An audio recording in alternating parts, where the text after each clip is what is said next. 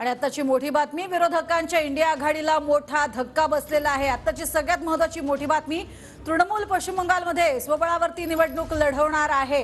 विरोधकांच्या इंडिया आघाडीला त्यामुळे मोठा धक्का बसलेला आहे। ममता बॅनर्जी या स्वबळावरती निवडणूक लढवणार आहेत, त्यामुळे इंडिया आघाडीत मोठी फूट पडलेली आपल्याला पाहायला मिळते।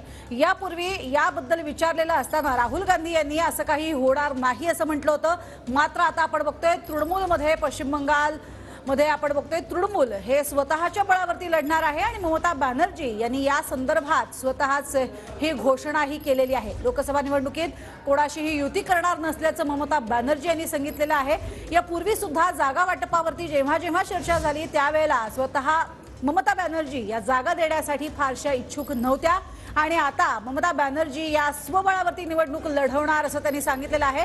त्यामुळे हा मोठा धक्का आहे। खरं तर येत्या काळामध्ये आपण तिसरी आघाडी मोठ्या प्रमाणात उदयास येईल आणि त्यामुळे विरोधकांची एकजूट पाहायला मिळेल असं वारंवार म्हणत होतो। मात्र विरोधकांच्या या एकजुटीला पहिला सुरुंग लागलेला आहे, कारण तृणमूल पश्चिम बंगालमध्ये 42 जागा आहेत एकूण पश्चिम बंगालमध्ये लोकसभेच्या, आणि या 42च्या 42 जागा आता स्वतः ममता बॅनर्जी यांनी सांगितलेलं आहे की तृणमूल पक्षच लढवेल, स्वबळावरती आमचा पक्ष या जागा लढवणार आहे। ममता बॅनर्जी यांना यापूर्वीही वारंवार विनवण्या करण्यात आलेल्या होत्या, मात्र 2 किंवा त्यापेक्षा 3 जागा सोडण्यावरती त्या राजी झालेल्या होत्या। मात्र यावरती कायमच बोलणी फिसकटत होती। जी काही बोलणी होत होती त्यात सुसंवाद हा पाहायला मिळत नव्हता आणि त्याचाच परिपाक आता आपल्याला पाहायला मिळतोय। विरोधकांच्या इंडिया आघाडीला हा मोठा धक्का बसलेला आहे। 42 जागा आहेत, तृणमूल काँग्रेस पूर्णपणे स्वबळावरती लढवणार आहे। ममता बॅनर्जी यांनी हे स्पष्टीकरण दिलेलं आहे। कोणाचाही अर्थातच त्यांना यामध्ये वाटा नको आहे आणि म्हणूनच लोकसभेच्या सर्व जागा आम्ही लढवणार असल्याचं त्यांनी स्पष्ट केलेलं आहे। ममता बॅनर्जी यांची विनवणी करण्यात आली होती यापूर्वी, अनेकदा त्यांच्याशी संवाद झाला, मात्र त्याचा फायदा झाला नाही। अधिक माहिती घेणार आहोत आमचे प्रतिनिधी संदीप राजगोळकर यांच्याकडनं। संदीप, अखेर आपण बघतोय मोठा सुरुंग लागलेला आहे विरोधकांच्या या एकजुटीला। अगदी बरोबर आहे। लोकसभा निवडणुका अवघ्या काही महिन्यांवर काही दिवसांवर येऊन ठेपलेल्या असताना इंडिया आघाडीमध्ये ही एक मोठी फूट म्हणता येईल आणि ममता बॅनर्जी यांनी काँग्रेसला तर दणका दिलेला आहे, त्याचबरोबर डाव्या आघाडीला देखील मोठा दणका दिलेला आहे असं म्हणता येईल। आपल्याला माहिती आहे आतापर्यंत पटना असेल, बेंगलोर, मुंबई या मोठ्या शहरांमध्ये इंडिया आघाडीच्या वरिष्ठ नेत्यांच्या बैठका झाल्या होत्या। मात्र आता जो आरोप केलेला आहे ममता बॅनर्जी यांनी तो अतिशय महत्त्वाचा आहे।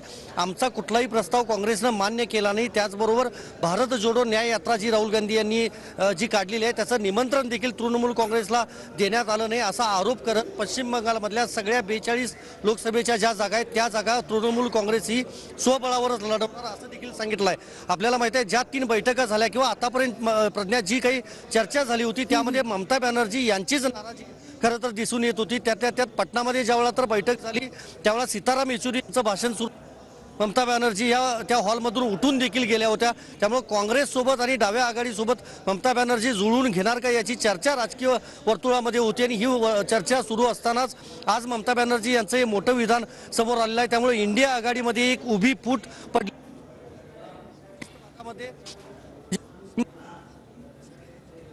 अगदी आणि आपण बघतोय की खरं तर संदीप, या सगळ्यामध्ये वारंवार जे एकमेकांवरती नोकझोक होत होती, एकमेकांवरती ताशेरे ओढले जात होते, काही संवाद विसंवाद आपल्याला बघायला मिळाले आणि त्याचा हा परिणाम म्हणता येईल का? कारण ममता बॅनर्जी यांनी यापूर्वी सुद्धा आपली जी नाराजी आहे ती स्पष्टपणे बोलून दाखवलीही होती। अगदी बरोबर आहे। खरं तर शरद पवार असतील, राहुल गांधी, सोनिया गांधी, मल्लिकार्जुन खरगे आणि इतर नेते जे ते सगळेजण खरं तर इंडिया आघाडी भक्कम होईल असं सांगितलं जात होतं। अगदी उद्धव ठाकरे देखील इंडिया आघाडीच्या बैठकीला प्रज्ञा आलेले आपल्याला माहिती होतं। मात्र महत्त्वाचे 2 चेहरे होते इंडिया आघाडीमध्ये जे वाद निर्माण करतील अशी शक्यता होती। पहिला चेहरा म्हणजे पश्चिम बंगालच्या मुख्यमंत्री ममता बॅनर्जी आणि दुसरे दिल्लीचे मुख्यमंत्री अरविंद केजरीवाल, कारण आम आदमी पक्ष आणि तृणमूल काँग्रेस दोन्हीही काँग्रेससोबत खरं तर जुळून घ्यायला तयार नव्हतं। आताही गोव्यात ज्याप्रमाणे 2 जागांपैकी आम आदमी पक्ष 1 जागा मागते, मात्र काँग्रेस दोन्ही जागा सोडायला तयार नाही।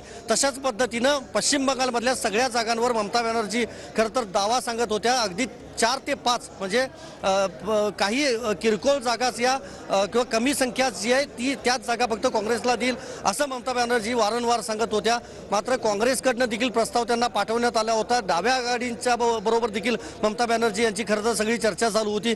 आणि आता ईशान्य भारतामध्ये राहुल गांधी भारत जोडो न्याय यात्रा काढत असतानाच पश्चिम बंगालमधून मुख्यमंत्री स्वतः ममता बॅनर्जी यांनी हा एक मोठा धक्का दिला आहे असं म्हणता येईल. आता या सगळ्यावर उद्धव ठाकरे असतील, शरद पवार असतील, अगदी तामिळनाडूचे मुख्यमंत्री के स्टॅलिन, केजरीवाल असतील, या सगळ्यांच्या काय प्रतिक्रिया येतात हे बघावं लागेल.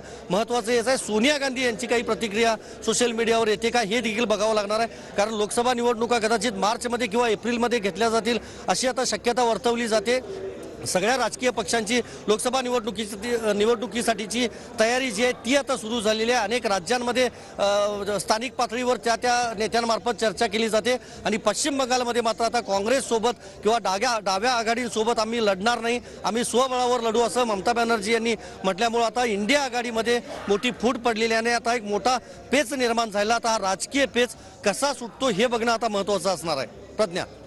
नक्कीच संदीप, तुम्ही आमच्यासोबत असेच जोडलेले राहा. मात्र आपण बघतोय इंडिया आघाडीला हा मोठा धक्का आहे आणि पहिला सुरुंग लागलेला आहे. কংগ্রেস সঙ্গে আমার কোনো কথা হয়নি, সঙ্গে আমার কোনো কথা হয়নি এবং আমি প্রস্তাব দিয়েছিলাম, ওরা প্রথম দিনই প্রত্যাখ্যান করেছে। তখন থেকে আমাদের দল সিদ্ধান্ত নিয়েছে আমরা বাংলায় একা চলবো। ইভেন ওরা যে আজ থেকে র্যালি করেছে আমাদের একবার as a matter of country আমি ইন্ডিয়ার অ্যালায়েন্স আমাকে একবার জানিয়েছে দিদি আপনার রাজ্যে যাচ্ছি, না জানায়নি। সুতরাং আমার সাথে কোনো সম্পর্ক নেই বাংলার ব্যাপারে। অল ইন্ডিয়ায় কী করবো না করবো আপনার ইলেকশন ভাববো, আমরা সেকুলার পার্টি, আমরা বিজেপিকে হারানোর জন্য যা করা হবে। কিন্তু এখন কোনো চর্চা নেই, মিথ্যে কথা, অ্যাবসলিউটলি রং। মিথ্যেটা আমি বলবো না, বলতে অ্যাবসলিউটলি রং। কোনো কাগজ এটাকে নিয়ে পলিটিক্স করছে, এটা রং। আর একটা কথা বলে দেয়, কাজের চেপকে নিয়ে অনেকে পলিটিক্স করছে। ও তো জেলা পরিষদের সভাধিপতি আছে, আর ওকেও দুটো দায়িত্ব দেওয়া আছে নাটক তেতুলবাবু। এত মিথ্যে কথা আপনারা কেন বলবেন, কেন লিখবেন? দিদি, শেখ শাহজাহানের বাড়িতে আর ফের ইডি রেড হলো আজকে। দিদি, জোটে থাকবেন কি?